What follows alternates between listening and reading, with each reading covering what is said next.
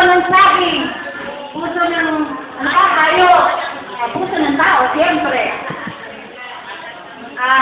Ang katawan ko kanya noon ay sa sorpresang bilang na red group. Pero ikinalulungkot ko kung sabihin na ang red group ko ay kulang pa ng 2 member. Hindi pa po sila dumadating. Hindi po namin ipapakita ang number na yun kung kulang kami. Kaya po nakikiusap ako na after lunch na po ang ipapakita ng red group. Pinakikiusapan ko po si Sir June de Guzman na pagkatapos po ng lunch, panoorin mo naman po ang red group. Nagmamakaawa po ako, panoorin po naman ang red group.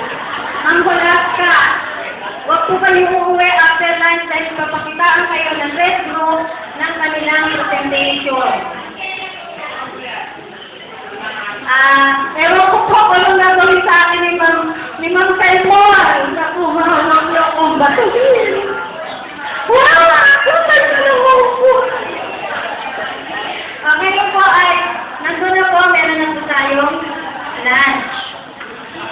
Magla-lunch na po tayo.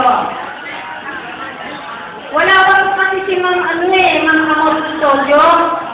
Kasi po, invited siya doon sa Rosario Elementary School. Isa siya sa mga magbibigay ng inspirational talk. Magsisimula ako doon ang 10 o'clock. Kaya ang sabi ko, ma'am, pagkatapos nyo yan, pumunta na kayo ng Cavite. Sabi, yung isa pa, yun ang ni Ma'am Amor. At yung isa naman po ay si Ma'am Dolores Adoracion Reyes. Hindi pa po nadating. Kung bakit po hindi po pa siya nadating, hindi pa po alam. Hindi ko po alam kung ano, bakit, at anong dahilan.